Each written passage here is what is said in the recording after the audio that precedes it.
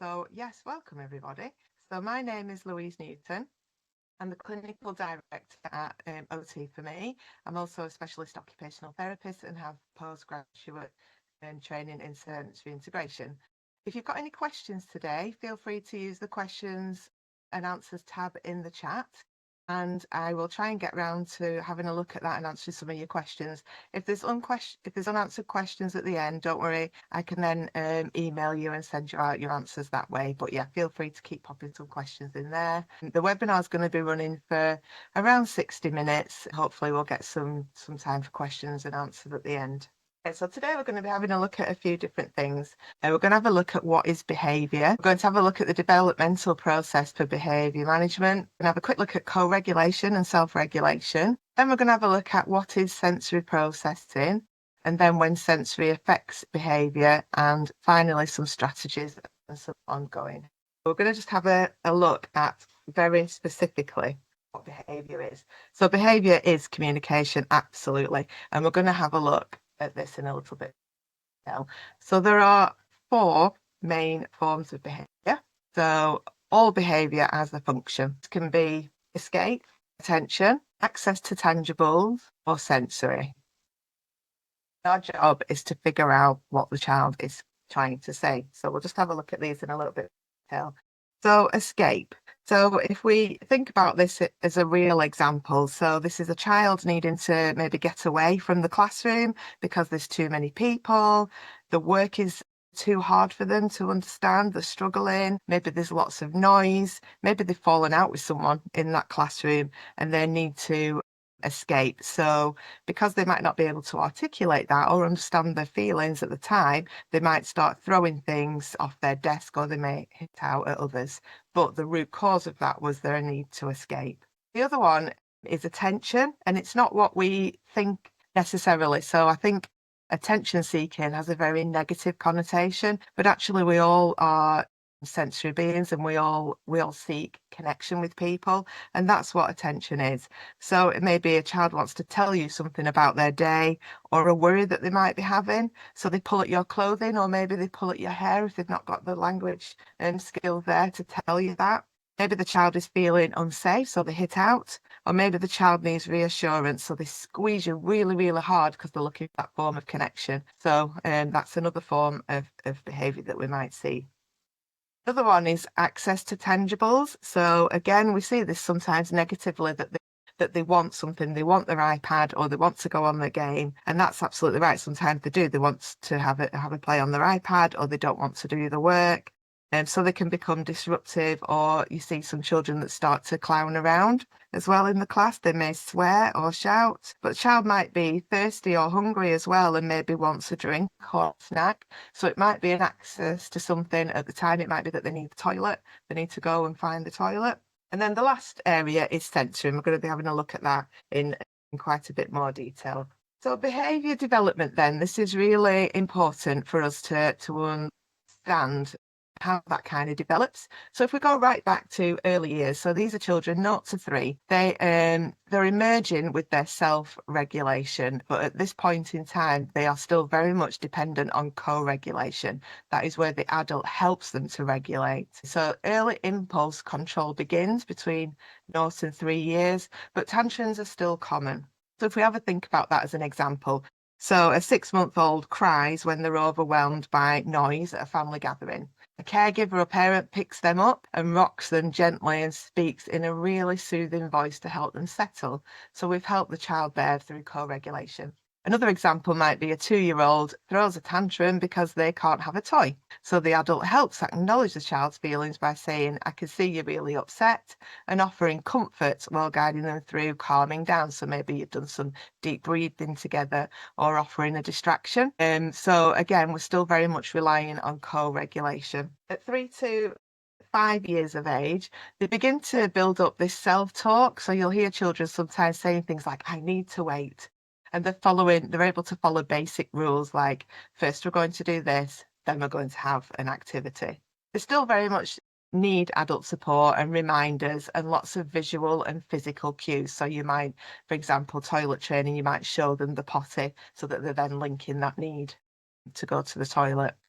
They're beginning to practice some self-regulation in an engaging and low-pressured way, and play-based strategies are really, really effective for this. I've actually made a handout for this on play-based strategies, and we are going to formulate that into one of our newsletters and send that out to you all as well. So 6 to 9, children are starting to grow an awareness and some control over their emotions and over their behaviour. They can start to pause and reflect a little bit more and choose alternative behaviours with some support.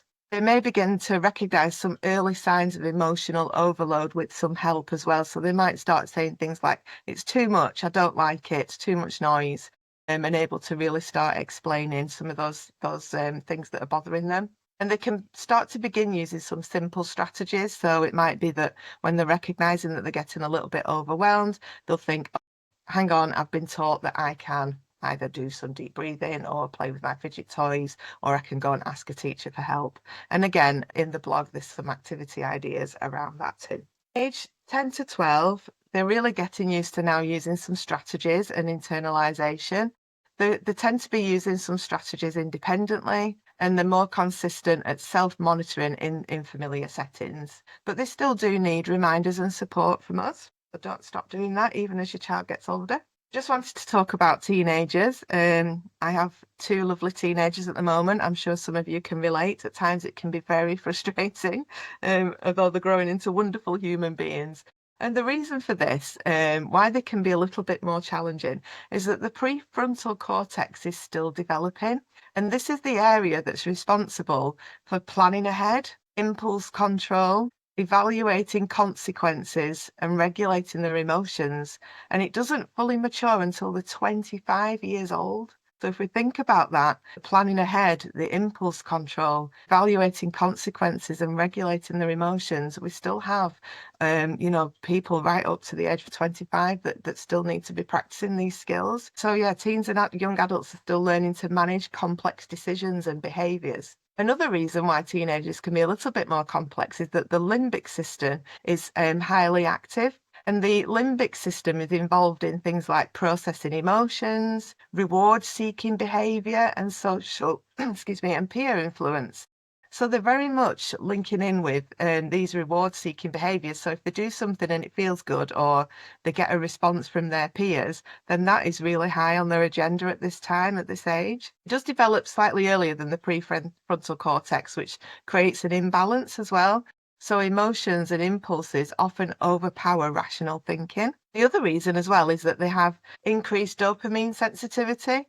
So teenagers experience heightened dopamine activity, especially during new or exciting experiences, which is often why they can get into trouble doing things that they shouldn't because of this dopamine hit. So this makes risk-taking more exciting and novelty seeking more rewarding, even if the risks are high. So if you think about teenagers, they are more likely to do extreme sports or do things that would absolutely terrify us as adults. Also around this time, there's this synaptic pruning and myelination. And this is just around the synaptic pruning is where the brain cuts away any unused neural connections to make the brain more efficient. And myelination is like the insulating of the brain's pathways. So this then starts to improve the speed of communication between the brain regions. So all that is still happening up to the age of 25 and for the rest of our life. So this process is really intense during adolescence and early adulthood, contributing to rapid cognitive and emotional changes. So it is worth bearing in mind when the teenagers are driving us mad that actually there's a lot going on in their brain. You might also find a few physical things as well. Teenagers tend to be more clumsy and tripping over their own feet, and that's because the body is growing at such a rate of acceleration that their feet are growing as well, and they can become more difficult for them to navigate around, so they do become more clumsy as the proprioceptive system is developing, which we'll go on to talk about soon. I'm sure you've all got some really fun examples of teenagers. A really interesting one I like to tell about my son is when he was 15, I asked him to peg the washing out, which seemed quite a simple request from me. But when I came home, the washing was all over the garden. And when I looked, I couldn't see actually any pegs on the washing line. And when I asked him about this, he just said, well, I didn't know you had to use pegs. You didn't tell me. You'd think that would be very obvious, but actually to a teenager, when all that is going on in the brain, you really need to spell things out. So yes, he had a lesson in how to egg out washing at the age of 15. They can do it very effectively now, but I'm sure you've all got your own stories of teenagers when they've done things that seem a little bit odd to us. So we've talked a little bit about behaviour then and the typical process of maturation and how children develop, but it's just to bear in mind that there are some considerations. So if any of your children are neurodivergent, and that can cover things such as ADHD, autism, sensory processing differences, trauma history, and they may develop their regulation skills on a very different timeline. So it's just understanding that and being patient. Milestones that I went through are not kind of a given for every child. And even older children or teenagers sometimes can revert to younger behaviours when they're overwhelmed or dysregulated. So again, it's just kind of recognising that and being patient around that. Just wanted to give a reminder as well that regulation is very much taught and it's not automatic. So it definitely develops through co-regulation with calm, responsive adults. So the calmer we can be and the better regulated we can be, then that helps children as well to learn regulation. It also helps to have consistent routines and safe environments. And it also helps to practice using emotional language and using some sensory tools, which we'll have a look at as well. It's very helpful to teach interoception. So we're going to have a look at interoception shortly. But again, it's around recognising those inner signals that are happening. So let's have a look now. We've had a look at the 4 reasons why behaviour might occur, and one of those was sensory. So I just wanted to have a quick touch on what is sensory processing. So we're going to have a look at why children may struggle with some of their behaviours. They might have an underlying sensory processing differences. Sometimes it could be because they're avoiding input, that they're seeking input, or that they're not noticing it at all. So sensory processing is how our brain receives and responds to sensory input. And it includes things like touch, sound, taste, sight, and smell. But also there's 3 sensory systems that some people are not always aware of. So we're going to have a look at those as well. One of them is the vestibular system, which is related to balance. The other one is proprioception, which is related to our body awareness. And finally, interoception, which is our internal body signals. So let's just have a look at the vestibular system. Some of these concepts are a little tricky to understand, so it is something that you can go on and read more about or keep in touch through our newsletters. We will be talking about these in a lot more detail. So the vestibular system is the part of the brain that helps you to balance and to stay upright and know where your body is in space. It's like your internal balance and movement guide. It's located in your inner ear and it works closely with your eyes and your muscles to help you keep your balance when you're moving, stay steady when you're sitting or standing still, or know if you're moving up or down, if you're spinning or if you're tilting. For example, when you spin around, you may feel dizzy. That's your vestibular system reacting. It helps your brain understand that your body is turning. Proprioception is one of the other ones that we mentioned. This is your body's ability to know where it is and what it's doing without looking. So for an example, when you are fastening a bra behind your back, or you're putting your hair up into a bobble, or you're wiping your bottom, you know exactly what your hand is doing in that space, even though you can't see it. It helps us to move smoothly and with control. Know how much pressure or force to use. So if we think about the force that we use to lift a cup off the table, we don't use too much force so that we're chucking the contents of the drink over our shoulder. And we're not using too little force that we can't lift that cup off the table.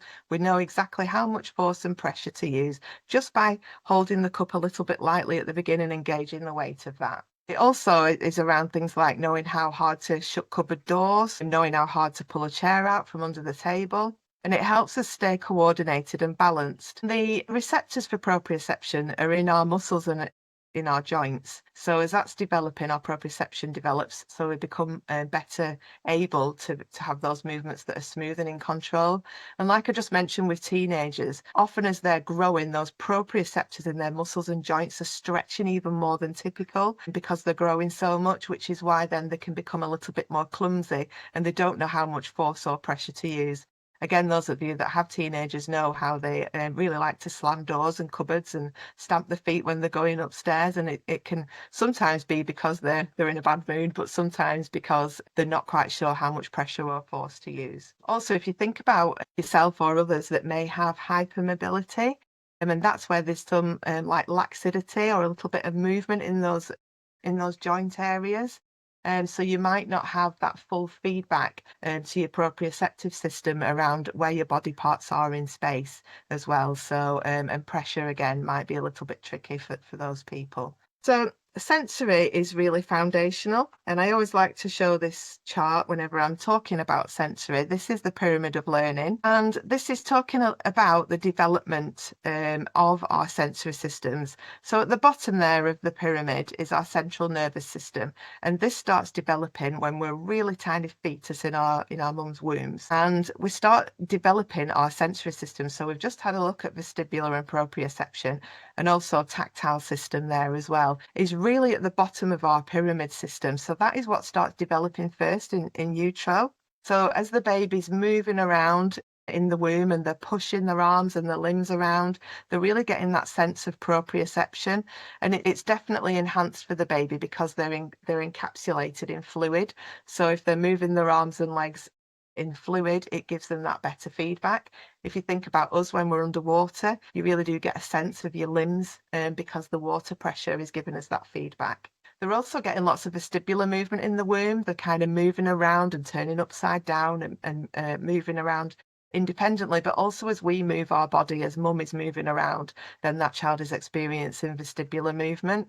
They get quite calming and regulating movement as they're being rocked around in the womb as well.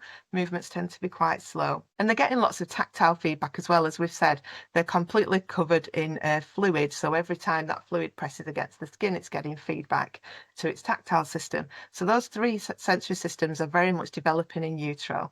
They also start developing smell and taste. Very small amounts of the fluid goes into the mouth. They start getting a sense of hearing as well. So it has been proven that they can hear mum's voice and other key adults that are around, or key children that are around at the time.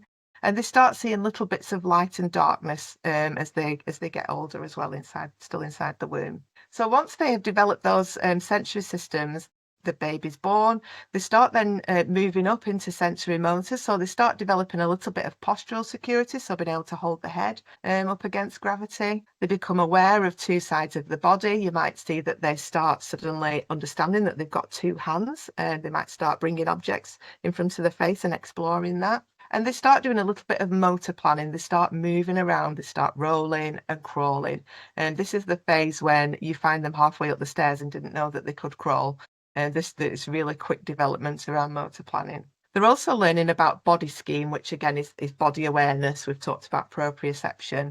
They're starting to become aware that they've actually got feet and hands and arms, and that they can actually start moving around, that they can start fitting under things. They're often crawling under chairs or tables at this time. And the reflexes start to mature, and they then develop more perceptual motor skills. And if you look further up the triangle, you'll see all those other skills that they start to develop. Interestingly, right at the top of that pyramid is behaviour.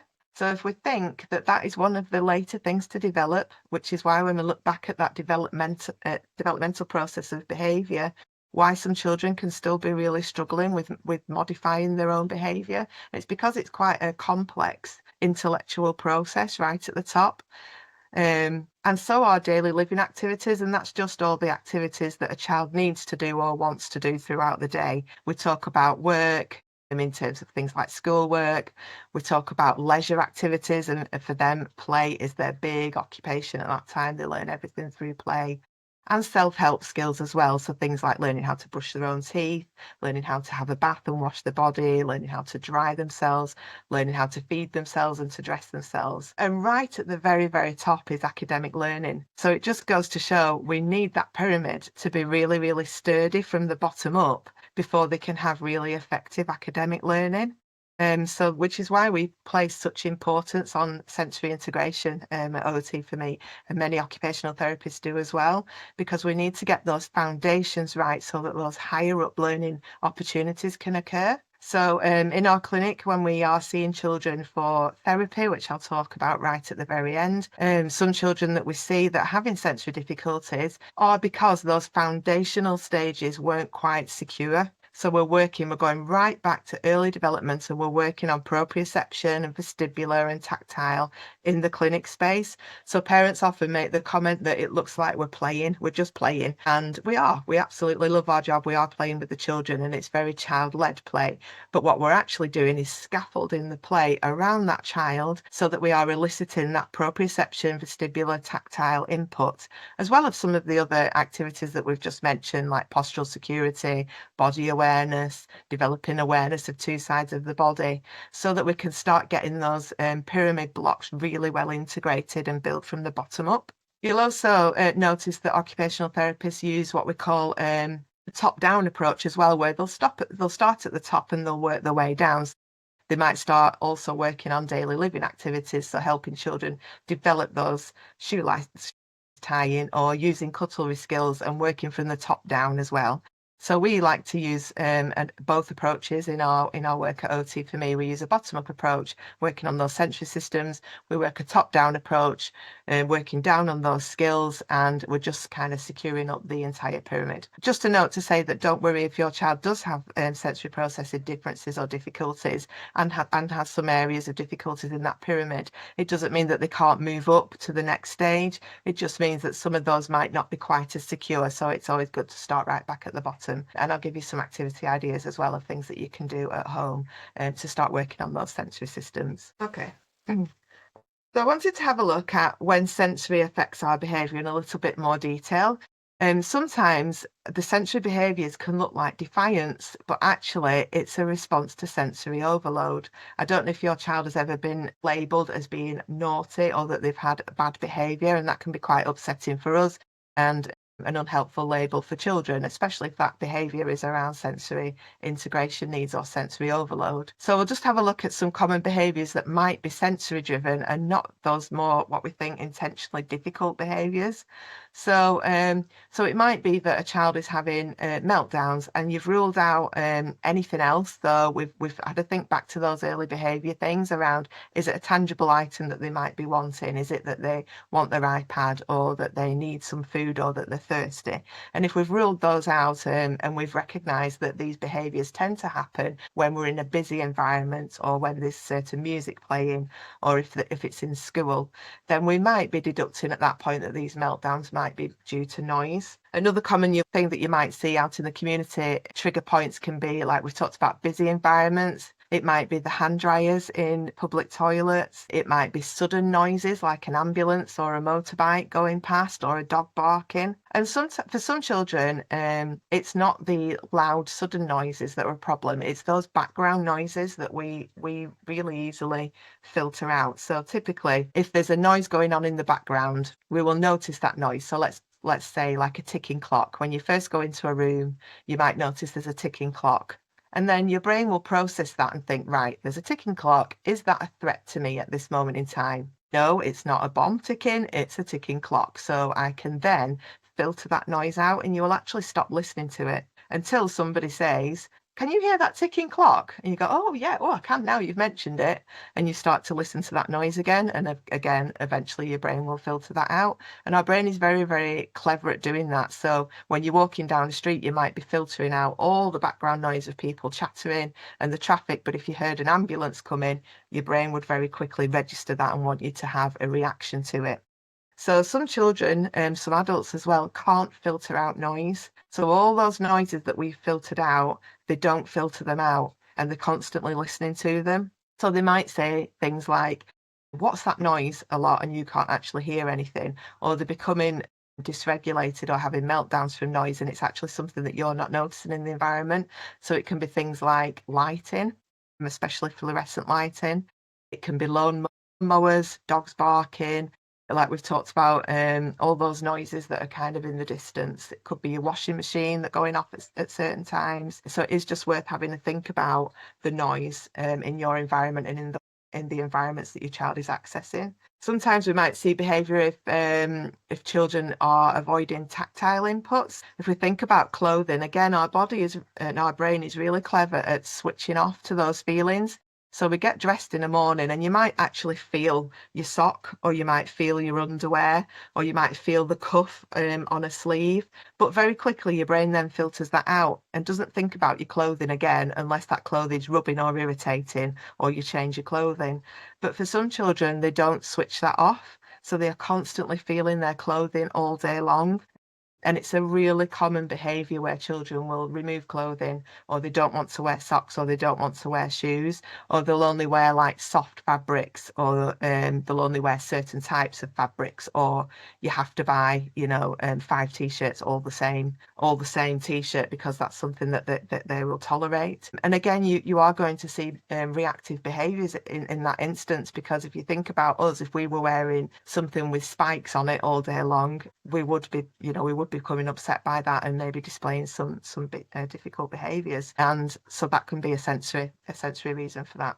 We might see behaviours around exploring food. So your child might have been labelled a picky eater, or that they're just being difficult, or that they're wanting to eat lots of sweet stuff. But actually, children can be really bothered by food textures or tastes or smells. My generation were brought up that a lot of our generation were brought up where you couldn't leave the table unless you'd finished your plate full of food. I don't know if you have similar kind of experiences, but it did then bring out certain behaviours because I didn't like it. I don't want to be eating that food. But if you imagine that actually a child could have a real aversion to that food, then it's not surprising that you are going to see some difficult behaviours. I often compare it to, if you asked me to run a marathon, you would see some difficult behaviours or behaviours that challenge, because I would do anything to avoid that. So it's not surprising that children are going to do the same, especially when we've thought about the maturity and development of their self-regulation. They're not quite there until they're way over 25. You might see, if a child is experiencing sensory differences or difficulties, some periods of hyperactivity. So this might be, the child may very well have ADHD as well, but if not, it could just be that it's the sensory input as well. So for example, if a child seems to be fidgeting a lot on the chair, that could be that they are struggling with paying attention, but it also could be telling us that they've got some postural difficulties. Often if a child has got some postural difficulties and some kind of weakness around the core, they'll tend to slump a lot more and have difficulty holding themselves upright.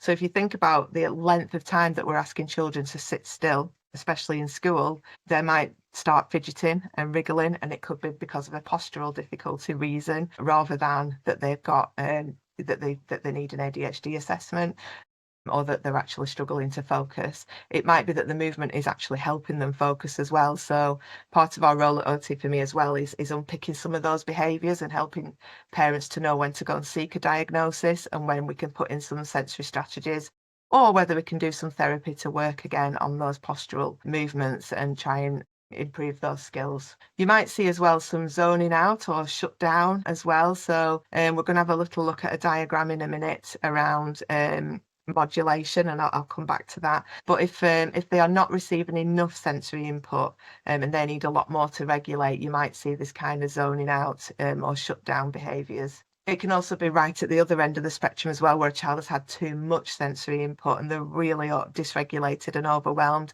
and some children will very much zone out or shut down at that point. And again, it's knowing the difference and having a really good sensory profile to know whether it's because they're under alert or over alert, because your activity ideas will be very different depending on the cause of that shutdown. So yeah, and just to mention again that sensory needs can be really misunderstood as defiance or inattentiveness, but there could be lots of different reasons. We've talked a little bit about this already, but certain settings or sensory inputs can act as a trigger, and some children are really overwhelmed by noise, but actually movement as well. So some children can really crave movement and some children can be really avoidant of movement, and that will very much depend on their personalised sensory profile. So we've had to think about some of the triggers for that. So this is what I was just mentioning around modulations. So modulation is a concept of us being well modulated or well regulated. Modulation is around being in this calm and alert state. So the green section on the diagram there. And that's where we all aim to be for most of the day. We need to be calm yet alert, because we want to do things and we need to do things in life, and to be able to do those things we need to be calm and alert. But there are times when that will fluctuate, and that can fluctuate for many different reasons. So we can go into sensory overwhelm when there is too much noise, when there's too much tactile input, and we've talked about when there's too much smells that you're not enjoying in the environment. It can very quickly push us into sensory overwhelm, and it will depend again on the child's profile. If they are prone to becoming over alert in a lot of their sensory systems, then they might spend a lot of their time in sensory overwhelm. And some parents have said that although the child might not actually be displaying that physically and outwardly, they feel like it's always bubbling under the surface a little bit. There are times when it's really helpful actually to be in sensory overwhelm or be in that high alert state. So if we imagine that we're walking down a dark street at night and when we're feeling a little bit vulnerable, we need to be really actually hyper aware at that point of noises around us, and we tend to look around a lot more, looking for those visual cues to have a check in to see if we're safe. And that's because our brain is really, really clever at, when we go into that sensory overwhelm, it anticipates that there is a threat, and we then start to go into a heightened state, and our body releases adrenaline and cortisol, and that's because it's getting ready for fight or flight. So if somebody does come towards us to attack us, we are either going to fight or we're going to run away. And there is the option to freeze as well, which isn't a helpful response. But yeah, we definitely need times where we're in overwhelm to be ready for that. There's times as well when we want to be a bit under alert. So if you think about like the last few minutes before you go to sleep, you don't want to be in sensory overwhelm with adrenaline and cortisol going around your body, or else you'll never get to sleep. And you don't really want to be calm and alert. You don't want to be alert, or else you won't be able to sleep. So we try and shut out lots of sensory input at that point. We close our eyes. You might put earplugs in. You might make the room really dark. You'll make, your bedding soft, and maybe wear some comfortable pajamas. And it's because we're really trying to shut down our sensory systems so that we can sleep. So they are really healthy times when we want to be moving out of calm and alert to actually respond, or not respond and calm and be under alert. What's not helpful is that for children that are having some differences with the sensory processing, is that scale can be shifting really quickly throughout the day, or children tend to stay in overwhelm or stay in under alert, and both of those are not helpful in the classroom or actually helpful at home for the child and also for the people that are trying to support them. So we have to find ways to help them get back to calm and alert, and this is where our sensory strategies or sensory therapy can come in. Okay, I just wanted us to have a look as well at interoception. If you think back to, we talked about vestibular and proprioception, we're just going to have a little look at interoception. So this is it's the body's ability to feel what's happening on the inside of our body. So we've talked a lot about the outside of our body with our hearing and tactile system, and proprioception and vestibular, but actually what's going on the inside of our body. So it helps us to notice our emotions and know when your body needs something, and to stay comfortable and healthy. So this is the key to helping children to self-regulate as well when they've got really good skills around interoception. So many children that have got differences with the sensory processing might not actually notice that they're getting anxious or overwhelmed. So if we think about the first step in self-regulation, you actually have to notice that you're getting irritated or that you're becoming over alert. Our inside of our body is often really good at sending us those signals. So if you're starting to get a little bit annoyed with somebody or frustrated, you might notice that your breathing becomes a bit shallower. You might start clenching your teeth, or your shoulders are lifting, or you might get that, that horrible feeling in your tummy when your tummy starts doing flips because you're anxious about something, or you've got to go and have a difficult conversation with someone. And we need those signals very clearly so that we can then recognize it and think, oh, actually, I think I'm getting a little bit frustrated here. Rather than bite the person's head off or do something I'm going to regret, I'm actually going to retreat. I'm going to go to a different room, or I'm going to go for a walk, or I'm going to take some deep breaths, or I'm going to go and find my colleague and ask, can I go and have a chat with them? I'm going to completely vent and get it all out my system. So it's really important that we notice those signals. But like I said, if someone's having difficulties with interoception, they might not even notice. So they actually get to the point of explosion, like a volcano explosion, without having any kind of warning that was coming. So I don't know if you've been given the advice or your child's been given the advice of, why didn't you just tell me you needed a break? Or you must come and ask me if you need a break. Or you must tell me that you're getting overwhelmed and then we can do something about it. Or they're actually given deep breathing exercises as a strategy, but how do they know when they need them? They might not even recognise that they're becoming overwhelmed or stressed or frustrated at that point. So it is really important that we work on interoception. We can help children as well, and people become a lot more aware of what's going on inside their bodies using tools like body check-ins and sensory ladders, which we're going to have a look at as well. Interoception, like I've said, is the key to helping children self-regulate. So it's a sense of what's going on inside the body. So it's things like hunger, thirst, pain, temperature, knowing that they need the toilet, knowing when they're full. It's all those kind of internal sensory systems that are constantly keeping a check on what's going on inside of our body. It also helps us with understanding our emotions and self-regulation, like we've talked about. How do they know the difference between frustration and excited? Because they're very similar signals sometimes in the body, but two very different emotions. And they may not realise that they're overwhelmed until it's too late, like I was explaining. But we can help with these body check-ins and visuals and sensory ladders. By body check-ins, that means using some mindfulness principles. So at certain times of the day, actually stopping and listening to our body and thinking, right, close your eyes. How does my body feel? Does my bladder feel full? Does my tummy feel like it's hungry, or does it feel like it's full? And it just takes a lot of practice sometimes. Or stopping on a walk and actually being mindful in the moment and stopping and thinking, right, what can I hear? What can I smell? What can I touch? What can I see? And really building on those mindfulness principles can really help with interoception. So I just wanted to have a little look at some strategies. So if we're thinking that this child's behaviours are around sensory, we've ruled out some of the other things that we talked about earlier in terms of tangibles or any of the other behaviours that we've had a look at, but we're thinking that sensory is the root issue.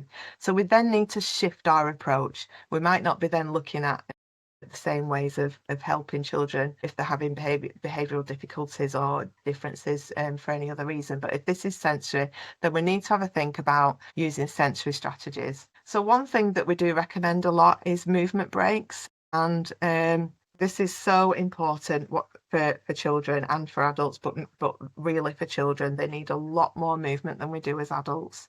Movement can be a really good way of getting that proprioceptive input in. When we looked at proprioception, we talked about the receptors being in the muscles and joints. So if we're doing lots of active movement, then they're getting lots of active proprioceptive input. And proprioception is typically quite regulating. So we definitely want to be putting movement in. It's a good way to get vestibular input as well. We talked about that, the receptor being in the inner ear, and it's picking up things like your balance and your posture and knowing where you are in space. So it's a really good way of children getting some vestibular input as well. Just in terms of that with movement, if we think about vestibular input and the receptor being in the inner ear, it picks up different types of movement. So it will pick up really slow rhythmical movement, so like rocking side to side or slow movement up and down. That's what we call linear vestibular input, where we're going side to side or up and down quite slowly and rhythmically. And that's quite calming and regulating. And if we think back to the bottom of our pyramid, when it's developed in utero, if you think about a baby being rocked or really slowly, then it is comforting and regulating for that child. If they're doing activities like spinning around or throwing their head around, hanging upside down, that's really alerting. So some children will need to do that if their sensory profile means that they need more movement than most. So they tend to be really under alert in their vestibular system, and they need a lot of movement just to get into that calm and alert state. So again, it's having a really good understanding of your child's sensory profile to be able to make that call around what type of movement they need, and we can help with that through assessment as well. Some children need deep pressure, so that again is really regulating. If we think about different touch, anything that's like light touch tends to be quite alerting, which is why showers can be difficult, because it's like light water touch on the head. Whereas deep pressure is where the skin and receptors are getting a really good squeeze. So a bath is good when they're submerged into water or swimming, or you're squashing with like a gym ball, giving some good deep pressure touch, or wrapping in a blanket or a really tight squeeze. We might use fidgets as well. They can be really good at helping children regulate. Have a think about calming corners if you're working in a school, or if at home, if you can have a calm corner somewhere where you might have a dark tent or some blankets, or a small space where they can go and retreat. Again, when we get into this small space, then we're replicating the womb, and it can be really quite regulating. We can use sensory ladders, which I'm going to show you sensory ladder shortly. And we can use some interoceptive activities like we've talked about mindfulness. That's really, really helpful as a sensory strategy. And then we might use some environmental adaptations, things like ear defenders, thinking about lighting. Can we reduce lighting? Can we reduce visual clutter? Can we reduce noise? And can we reduce the tactile input, at certain times of the day? Our children are often told to sit still, aren't they, in classrooms? And I completely understand why. When you've got 30 odd children in a classroom and you've got a lot of work to do, then, it can be important. But I think that people think that sitting still means that they're listening. And I often say to teachers that if a child sat still, then their ears have switched off. But listening can look like wiggling and rocking and chewing and fiddling and walking around and foot tapping and humming and making noise and stimming. And actually, if I see children doing that in a classroom, I'm thinking that they're probably listening better, because we do use movement to help us regulate and listen. So yeah, don't fall into the trap of asking a child to sit still, or many adults, to be fair. If you actually think about what you might have been doing in the last 45 minutes to regulate yourself, you've not sat still. I certainly haven't. My feet are tapping like mad under the table trying to keep myself regulated and fiddling. So I'm sure we all have our little strategies.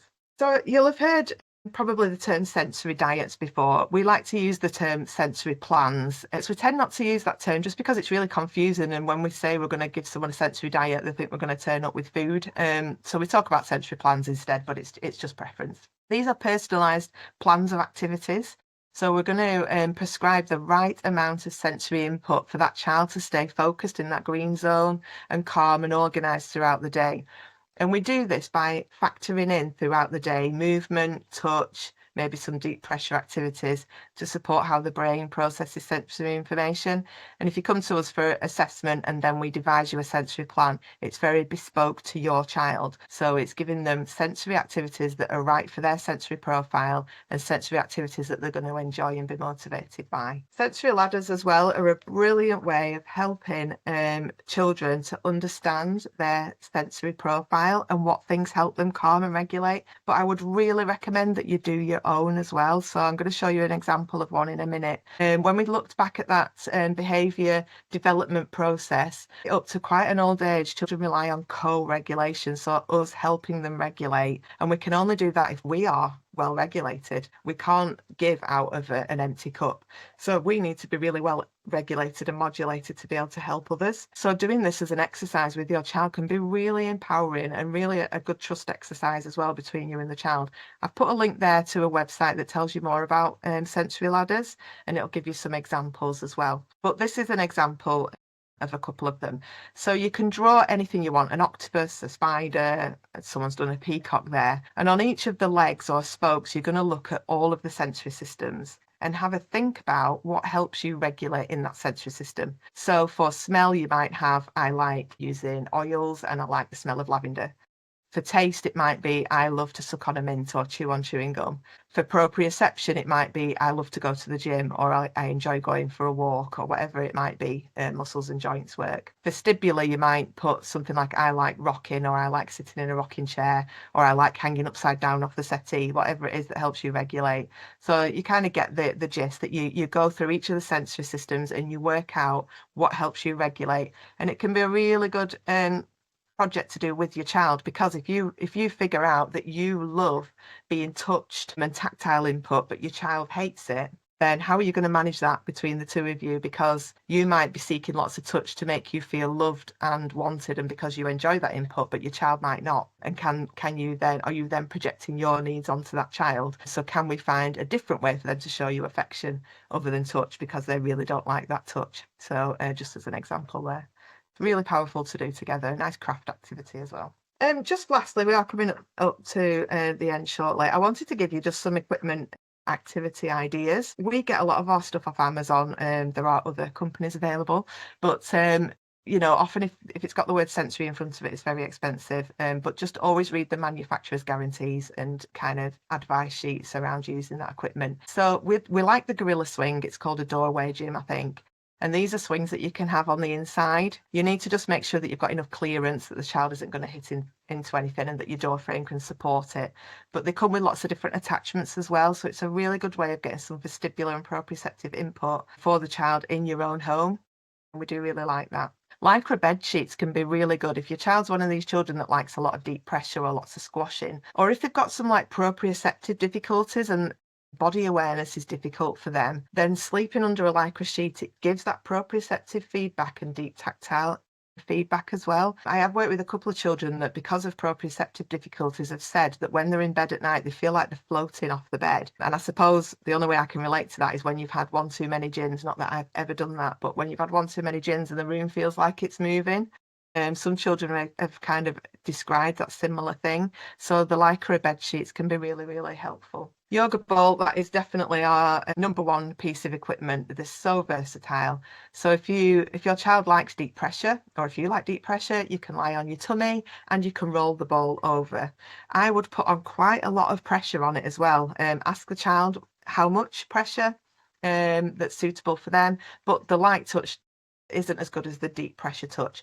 I tend to roll it gently over delicate areas of the body and always ask the child to lie on the tummy. But yeah, that can be a really good trust exercise as well between you and your child. They can also sit on the ball and do some slow rhythmical bouncing if they're looking to regulate and calm, or some more vigorous bouncing if they're looking to actually alert and wake up a little bit. They can also balance on it as well, so it's building balance. They're so versatile, they can go over on the tummy to get more intense vestibular input. They're just a really good, cheap piece of equipment. We like cuddle chairs and bean bags because they kind of clamp around the child and they're giving that deep pressure squeeze and body awareness support as well. So they can be quite nice for your comfy corner. Body socks as well, really popular, getting that really good proprioceptive feedback and deep pressure touch. Be really regulating for a child. They come in different sizes, so just have a look at that. Just a few strategies around bedtimes. Often children can really struggle at bedtimes and can be still quite over alert at the end of the day. So we just say things like having a consistent routine, doing the same thing every night can be really helpful. Some rough and tumble and movement actually a couple of hours before bed is really, really useful, just so that they are getting that vestibular and proprioceptive deep tactile touch and getting all that excitement out of the system. And then maybe a warm bath. We've talked about the difference between a bath and a shower. Baths tend to be more regulating because of the deep pressure of the water. Some deep pressure, maybe with your yoga ball or a cuddle or a squash. Smells can be really, really impacting.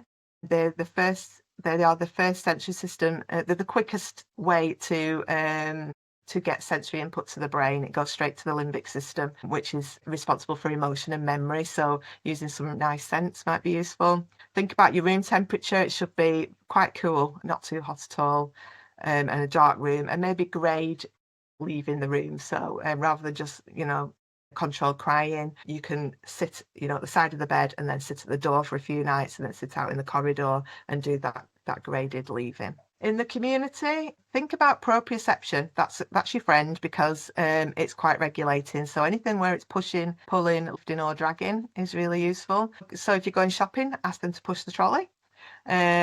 Get them to carry bags and rucksacks, especially when they come out of school. I see so many kids handing the bags to parents and then I tell them all to hand them back because it's really regulating to carry something heavy. Tight clothing can be really regulating because it's stopping that light touch. So wearing maybe Lycra, cycling shorts or something under clothing or tight clothing can be really helpful. Maybe removing tags or thinking about the materials you're using in clothing. Headphones in the community with some calming music can be really helpful, or ear defenders or loops, something like that. If your child is quite bothered by light, so they get migraines or they seem to be squinting quite a lot, sunglasses can be really helpful. Fiddle toys in the community. You can put your nice scents that we talked about that are really calming onto a handkerchief maybe and put it in the pocket.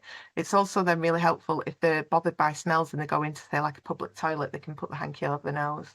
Go shopping at quiet times. Social stories, if you just have a Google around what a social story is, they can be a game changer. It just gives that child the expectation, what's going to happen today and how are they expected to be in that environment. It could be really powerful. Coloured timers as well, again, you can get these off Amazon. Rather than the time counting down, which can be a really abstract concept for children, the colour runs out. So they know that when the red runs out, that's when we're going home, or that's when it's time to stop using your iPad or whatever it is you might need that timer for. And timetables can be really powerful, like the expectations of how long it will take. So rather than saying we're going shopping, could you say we're going shopping, we'll be in the shopping for around about 30 minutes. That's when the colour runs out, and then we'll be coming home. It just gives that child expectations of how the day is going to look. So just lastly, I just wanted to run through at OT for me what we can offer. So we are really highly specialist in sensory integration, and so we provide assessments around sensory processing, provide assessments around occupational therapy in looking at your child's fine motor skills, gross motor skills, independence skills, emotional regulation. We look at how they're managing in school. Our assessments are really, really thorough. We have a look as well at what they might need in their EHCPs.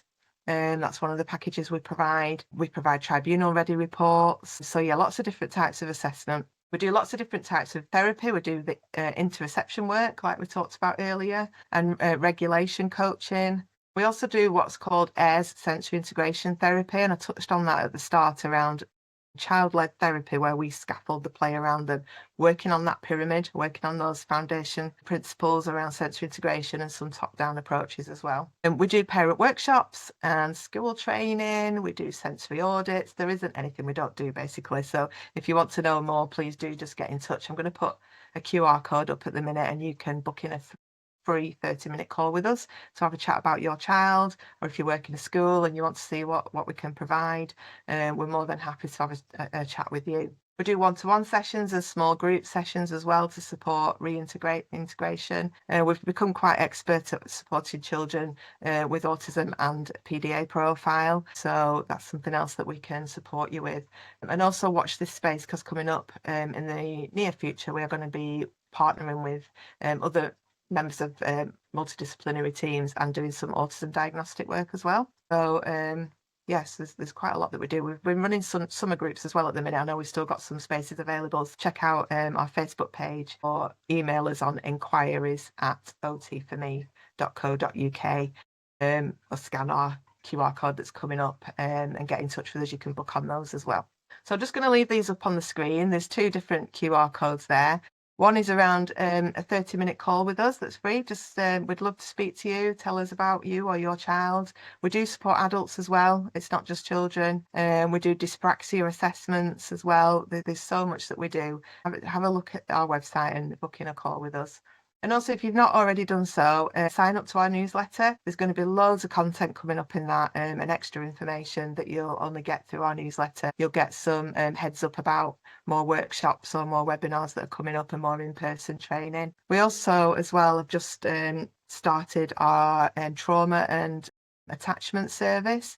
So if you have children that are adopted or fostered, or you have children that have been through trauma or have some attachment differences and difficulties, please do get in touch. We've got an expert OT working in that field as well. So yeah, it's been a real privilege to present to you all today. Thank you so much for coming along, and we do look forward to doing more webinars with you, and seeing and speaking to you all in the future. Thank you very much.